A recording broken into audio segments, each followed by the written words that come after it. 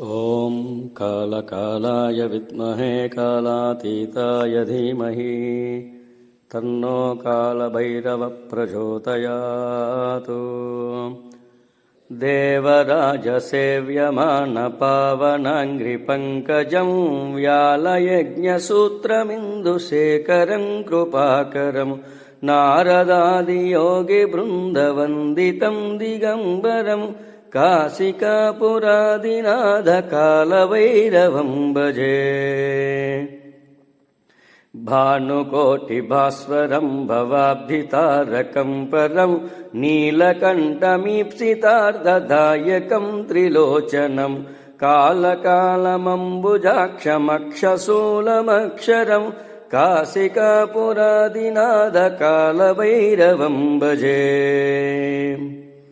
शूलटङ्कपाशदण्डपाणिमाधिकारणं श्यामकायमादिदेवमक्षरं निरामयं भीमविक्रमं प्रभुं विचित्रताण्डवप्रियं काशिकापुरादिनाथकालभैरवं भजे।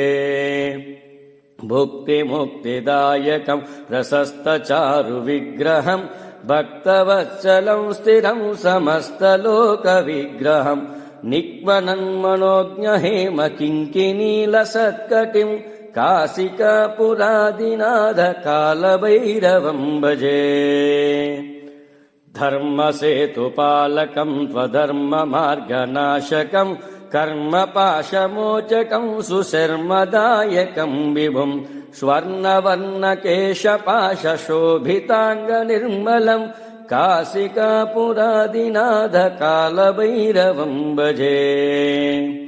रत्नपादुकाप्रभाभिरामपादयुग्मकं नित्यमद्वितीयमिष्टदैवतं निरञ्जनं मृत्युदर्पनाशनं करालदंष्ट्रभूषणं काशिकापुरादिनाथकालभैरवं भजे। अट्टहासभिन्नपद्मजाण्डकोशसन्ततिं दृष्टिपातनष्पपापजालमुग्रनाशनम् अष्टसिद्धिदायकं कपालमालिकाधरं काशिकापुरादिनाथकालभैरवं भजे।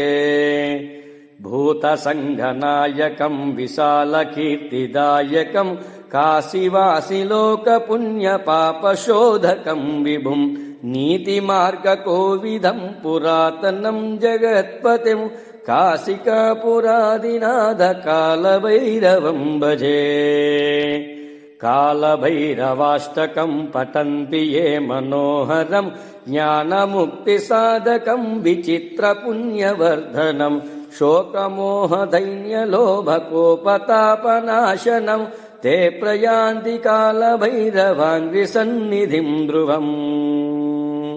कालकालाय विद्महे कालातीताय धीमहि तन्नो कालभैरवः प्रचोदयात्।